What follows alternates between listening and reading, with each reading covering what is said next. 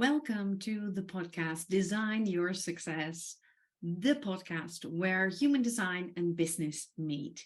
Every week, I will drop a new episode with an inspiring guest who shares his or her story about their business and how human design has fit in and how it has made a change for them. My name is Nicolene Huizinga. I am your host, and I am a business mentor and human design coach. Have fun listening.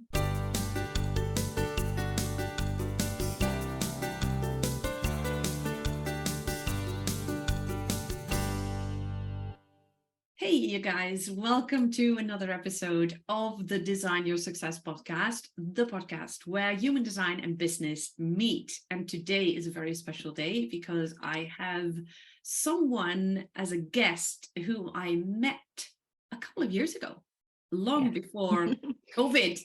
And we met in person even in London. And I'm really excited that you're here. Welcome, Katie.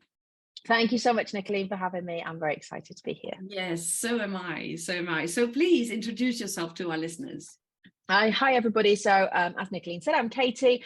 I am a Facebook ads manager and a business mentor and strategist. And I mainly help women in service-based businesses grow their lists and audiences and increase their visibility. Yes, absolutely. And I love what you do. And I think it's so important that we have experts like yourself on Facebook ads, because if you don't know what you're doing, you're losing waste a lot of money. Completely agree. Yes, I say it to clients all the time. And I have clients come to me all the time that say, they don't work for me, I wasted money. And if they're not done correctly, they're extremely powerful, but they do need to be done correctly and utilized to, grow your business. Yeah, absolutely. There are a lot of things, I think, as a business owner, we can do ourselves, but this is definitely something to outsource. Yeah, I think an awful lot of, certainly a lot of women I work with tend to be very creative. And, they can give me content for days, but they don't like the tech side of things. And it can be quite an overwhelming place. I mean, where as a business owner, you do so many different things and you wear so many different hats and so many different roles. And it can seem quite overwhelming, I think. So yeah, absolutely. My advice, is to never just dabble and play at ads, go and learn or get someone to do them for you, but at least learn yourself, because you will waste money. Absolutely.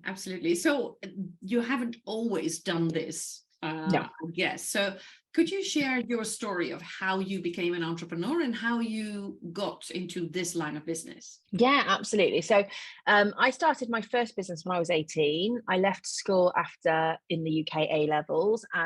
And at the time, there was no kind of university, I'm sure there probably is now, but there was no kind of university option for making your own money, being an entrepreneur. So I went into employment for a very short period of time. I think it was 6 or 8 months. And not long after, I had the opportunity to buy a business, which was a small sandwich bar that was close to me and close to a business my mum and dad owned at the time.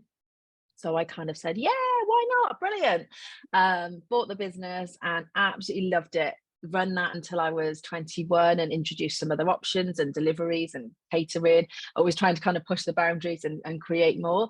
And at 21, I sold it mainly because a long-term employee of mine, I actually caught stealing money from the business. And it just broke me. I mean, I was 21 and I took it so personally. It really, really hurt. So I sold up and just thought, there's easier ways than this. So went into employment, proper kind of employment for the first time. And I was in employment for some of my 20s, but always knew I'd go back to running my own businesses. And I knew that was where kind of my heart lied. So over the years since then, I've set up and sold a few different businesses in product, in service, online, offline. And then my last business I started, I think 12 years ago now, which was literally from my kitchen desk, worktop. And it was just around making a small amount of money while the children, I had 2 young children, just to bring them up and make some money as an extra income for my husband. That grew quite rapidly. It was a product business. And that soon we went to a bigger house. We then went to a bigger unit and another unit. And that grew quite rapidly. And that was kind of my baby. But what started off as wanting to have a business as a freedom and flexibility soon took over my life. And I remember being on holiday and getting phone calls from the staff members asking me questions or needing me, or if I was on holiday, the business used to go downhill whenever I was not kind of constantly posting on social media. And it really made me realize how much the business was reliant on me and how much I was the business, even though it was product. So decided, I kind of started falling out of love with that business. And I wasn't really in self-development back then, but now I can look back and see it was a real kind of vicious circle. I don't know which come first. Was it me falling out of love and then the sales going down a little bit, or the sales going down and then I started? And at the time, I thought, oh, things are going a bit quieter than they had been. And I thought that was the way I was feeling. Looking back, it probably was the other way around. But then decided to sell that business, which I did 6 years ago. And then thought, well, I've done all this starting businesses from scratch. I have built up a lot of knowledge. I want to do something service-based. I want to help other people. And the easiest way I could think of to do that, and I knew I could make money straight away with my hands tied behind my back, was a virtual assistant. So that's how I started 6 years ago, service-based. That kind of went quite specific quite quickly in tech and funnels and Facebook ads. Because I'd been running Facebook ads for the previous business, I'd literally built my business on using Facebook ads. So I was very much self-taught. Decided that actually I could do this for other people, up-leveled and upskilled, and realized that I'd been doing it for many years anyway for myself, and then kind of started specifying in that and business mentoring, because again, it was an accumulation of all these years of having these different businesses. I didn't realize how much I'd learned myself and experiences, and was able to support and advise. So yeah, I'm always learning. So always up leveling with the Facebook ads. I did a certified business strategy qualification this year. So always kind of, adding little strings to the bow. But yeah, that's kind of where I'm at the moment. So I've pretty much most of my adult life been self-employed. So apart from a few years. That's such a lovely story. I didn't know this about you.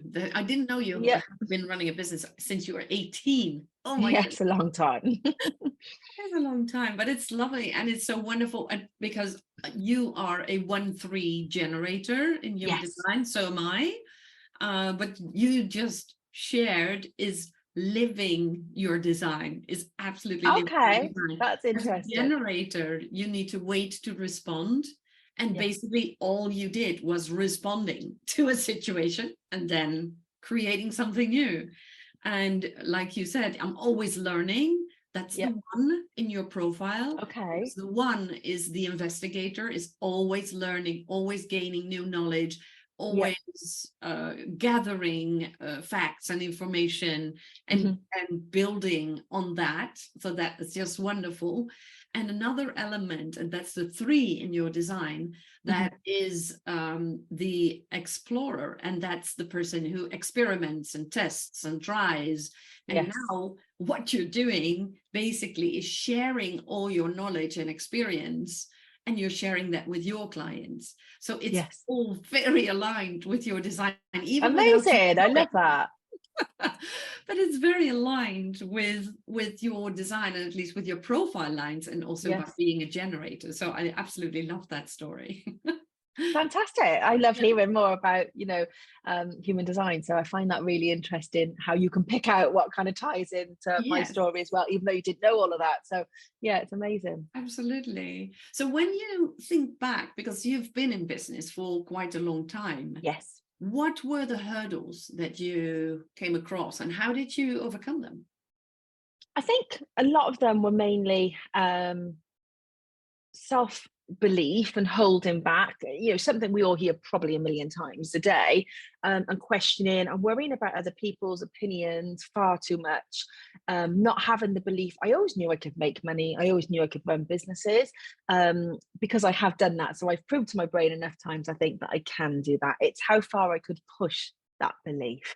So yes, I can make some money and I can have some success. How far can I take that?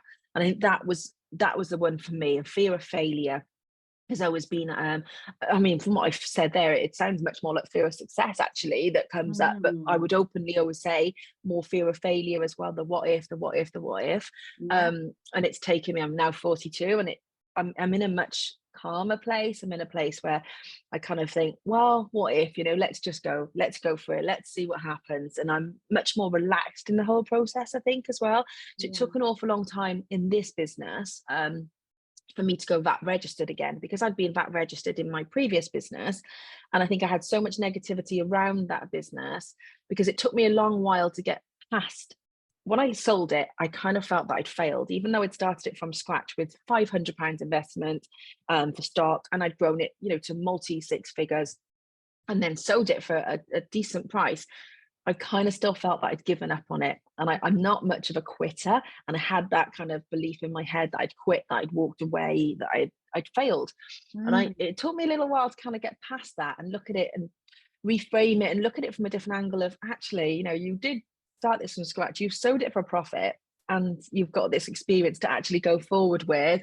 And I wouldn't be able to probably do what I'm doing now without all of that. So it all obviously worked out, but at the time it felt like a bit of a failure. So I obviously had these negative beliefs, maybe linked somewhere along the lines of the VAT and things like that, and growing a bigger business. So it took me quite a while with this business until earlier this year to decide to actually take the plunge and push the business past the VAT threshold. And that was a huge blocker for me, huge, absolutely huge. Every time I thought about it, I was like, no, I'm quite happy sitting underneath. I don't want to go VAT registered. It's a huge hassle. It's this, it's that. And I knew you can't kind of hover around that threshold. You need to push past. Yeah. And these types of things. So for me, that was a couple of kind of examples of real difficult, and that's fairly recent with the VAT registration. And so far, touch wood, it was almost like a blocker. Once I had done it, the business did grow a lot quicker, quite fast. So actually, clearly it was something in my own mind holding me back.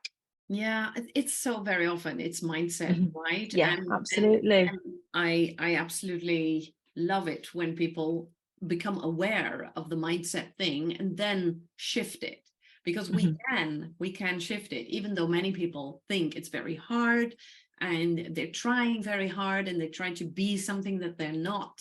And then it's like, oh, I need to make it. And then, like you said, you felt like a failure with one of your previous businesses. But the thing is, when you look at your human design, the 3 in your profile is all about testing, trying, experimenting, failing, getting back up again, testing, trying, experimenting. And what I always love to tell people who have a 3 in their profile, and it applies to me too, so it's a great reminder for myself, always, that whenever something doesn't work, it's just something you have found out that it doesn't work. Yes. So it's never a failure, but it's just, like Thomas Edison once said, I haven't failed. I just have found 100,000 ways that don't work. Exactly. And especially for people when you're listening and you have a 3 in your profile, you should write this on a wall or on a book or whatever. It's so important that it is so true. And looking back, that wasn't the business for me, because it had become my baby and it was taking over my life. I think it was become such an integral part of my life that it felt like a bit of a loss, and I felt like, oh my goodness, I've given this up. What am I doing? But actually, it was the best thing I ever did. It was the best decision. I can totally see that now. Like you said, you're testing, you're trying something else, and you found something that doesn't work for you, and it wasn't in alignment for me or how I wanted to live my life. And I can totally see that now. I'm so glad I sold when I did. But absolutely. So do you have your body graph in front of you, your human design? Do you have it? When you look at the small triangle on the left of your body, what color is it? Gray. It's gray. Okay. So it's colored. Yes. It's colored. Yeah. Okay. So that means that's your intuition. So your intuition is very well developed in that sense. Okay. So you have sensed at the very end. That's what I figured, because you sense at the right time and the right moment, like, okay, this is the time that I need to quit. I need to stop. I need to sell. I need to do this. So your intuition is very well developed in that sense. And that is something that people can rely on when you have a defined splenic center, as it's called. and you can rely on that very strongly developed intuition, but it's something that we find scary as hell, Yes. because we're like, yeah, but it doesn't make any sense, it's no logic, there is no reason. And that's the thing with intuition, it speaks to you. Yes. It's up to us to listen. Doesn't necessarily feel logical at the time, does it? So Absolutely. yeah, Absolutely. it makes sense. Yeah. So when you've been in business for a very long time, and you had, well, multiple six figures, etc. How would you define success? What is your definition of success? I feel quite strongly about this topic because I it's such an individual thing, and you've asked me exactly what is your definition, and my definition is very much around freedom and flexibility and being happy living my life, being able to earn an income, helping others, all very much in a way that suits me, in alignment with freedom and flexibility. I love to travel. We have a little place in Spain. We're there as much as humanly possible. I work from there. I want to really educate my children and show them that there's other ways to live outside of these societal tick boxes that we've kind of been mapped out to try and live in. And also, when we talk about success, I get quite frustrated that a lot of people will try and sell success, if you like, based on 6 figures, 7 figures, this a month, this a month, this a month. It drives me insane, because it's not always the thing that is our goals or that's important to us. And like I said to you, the VAT threshold thing's a massive thing for me. Because I was actually living my total version of success, and that was what I didn't want to change. And it wasn't just about the finances. Yes, I wanted to grow my business, and for other reasons, but I didn't want to change that level of what I felt really successful in terms of what I was living. I was happy. I had loads of freedom and flexibility. I had money in the bank. I was helping loads of people. I just felt happy every day and joyful waking up and peaceful. So yeah, all those things to me are kind of what makes success, or my version of success.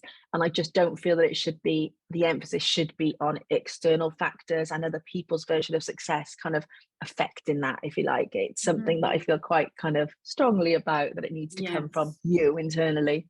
Yeah, absolutely. I fully agree with you. And the funny thing is, every single person that I have interviewed so far on the podcast has a very specific definition, and none of them include numbers, money, status, anything. So it's just what we're told sometimes, isn't it? Or others are ramming down our necks in terms of what it should be, and there is no should.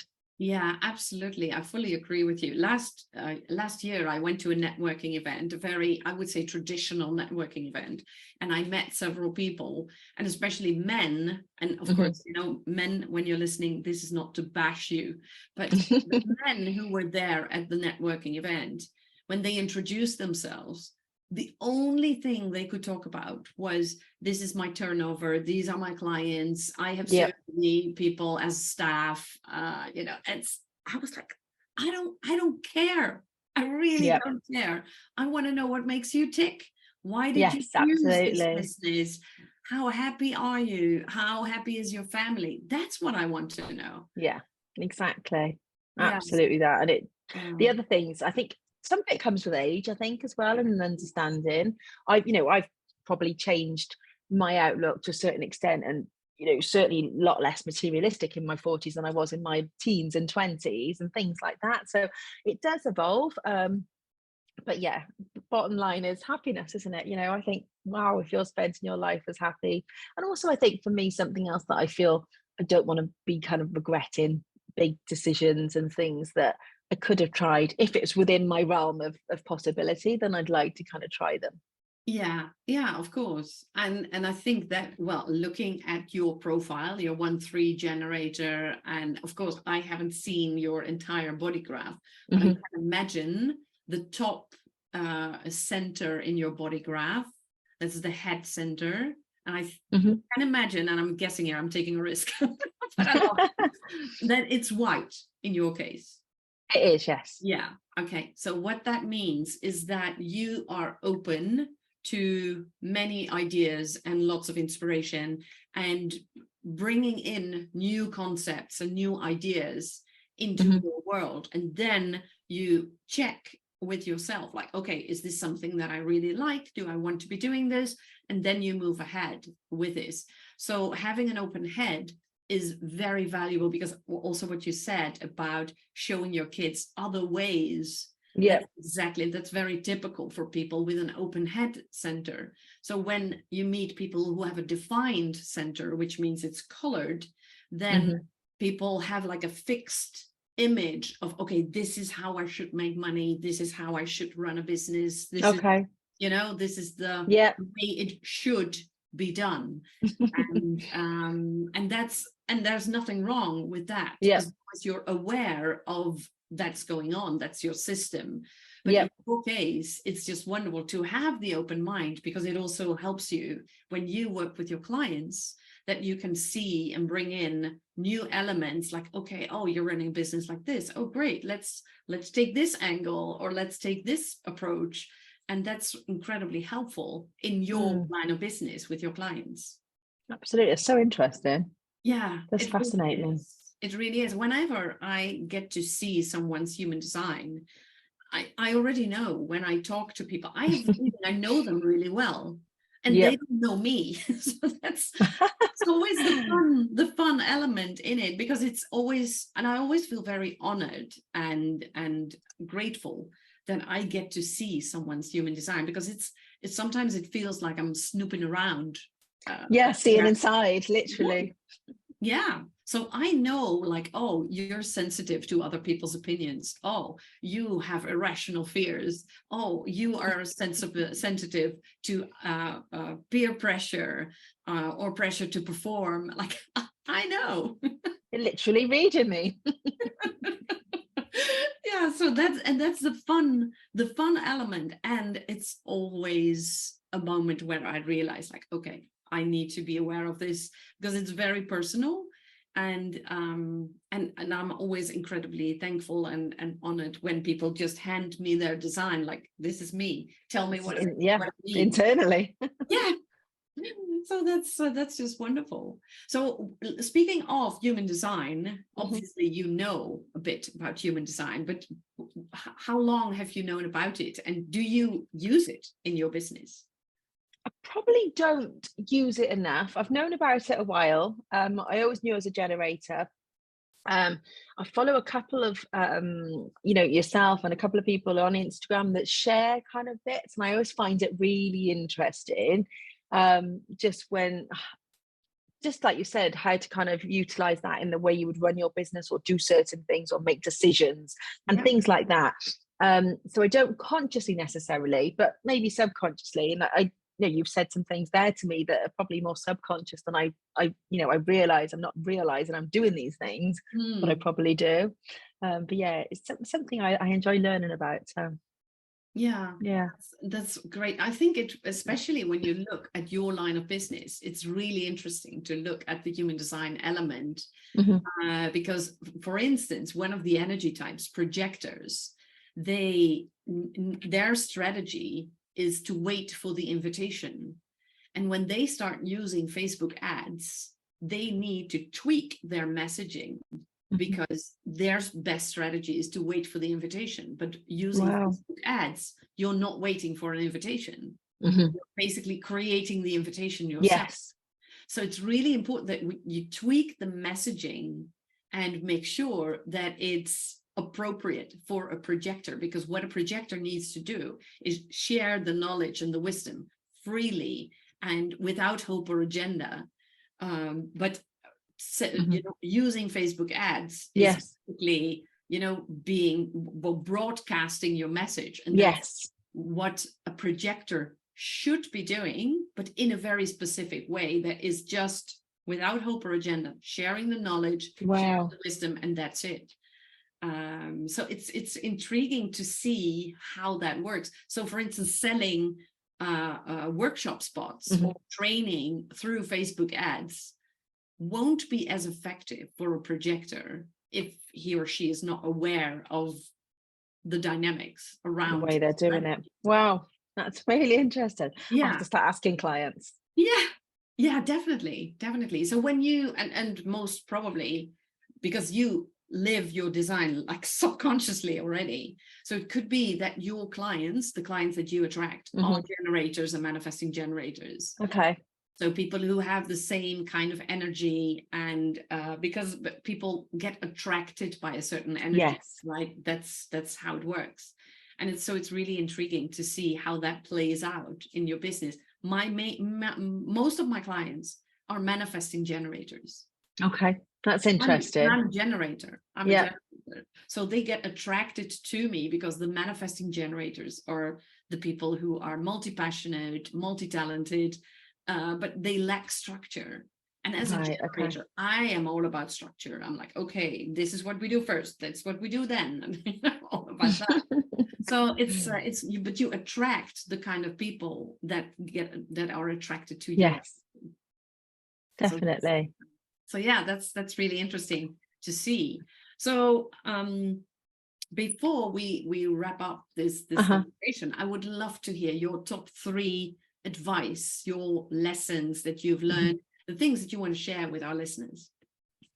I think number one thing I always say is just to start, because so many people just hold themselves back from, whether it's starting in the business, whether it's taking that next step. So for instance, if you are looking to become more visible or grow your list, just because that's kind of what I do, so it's relevant to me, but set up the sales funnel, whether or not it involves ads or organic at the moment, that's fine, both, one or the other, whichever, as many kind of avenues and visibility as you can into that stream. But do start an email list, so you're starting to build your own list of people, not just reliant on social media. Use everything you can, the tools at your disposal, to always kind of start that next thing. And that's one of the things I always say, start kind of before you're ready, because I don't get an awful lot of clients that might speak to me and then 6 months later come back again, they're still in the same place, so do make a start, no matter how slowly. A year is going to fly by, so at least have moved on towards that, closer to that goal, rather than staying still.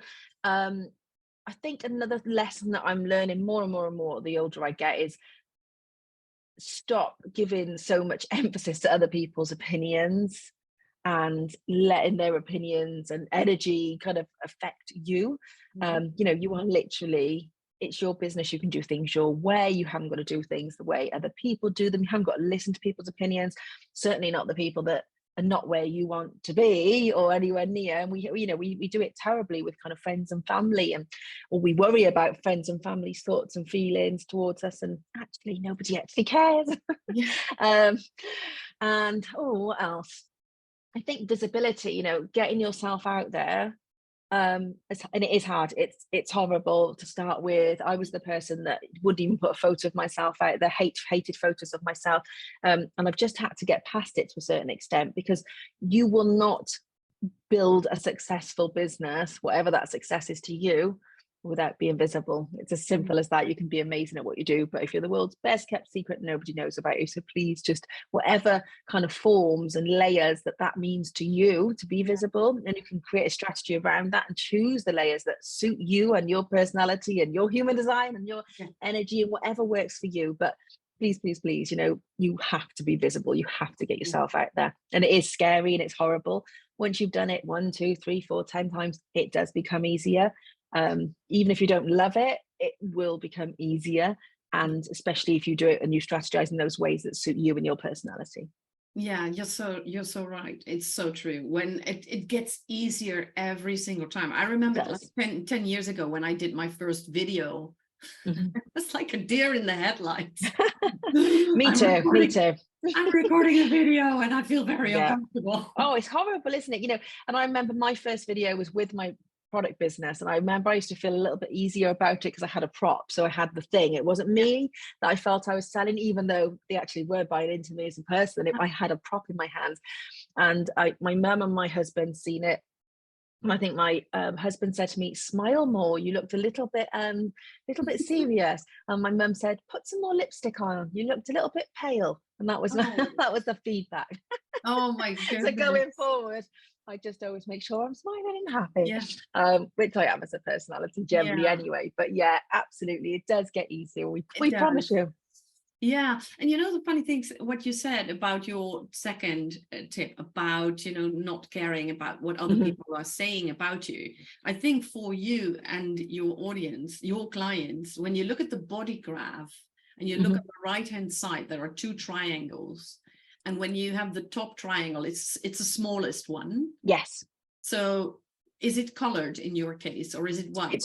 it's white. Yeah, that's what I figured, because, and I think many of your clients who struggle exactly with that, with Mhm, the fact that they are sensitive to other people's judgments and opinions, is people who have a white heart mhm, center, because that's the heart center.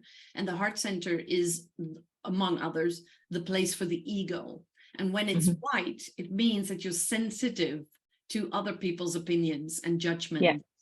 And I think many of your clients, when it could be a nice test for you when you work with people, like, oh, show me your human design. Mm, When that heart center is undefined, you know that this is a thing that you need to coach them on, because people with a colored heart center, they mhm. have well, I would say not so much trouble with other people's opinions. So they are more comfortable with showing themselves. But Right. when you see that in the body graph, it's easier for you to coach them and to instantly know, like, okay, this is going to be a problem. I know Yeah. we're going to work, we have to work on you being comfortable showing up and not caring about other people's Yeah. opinions.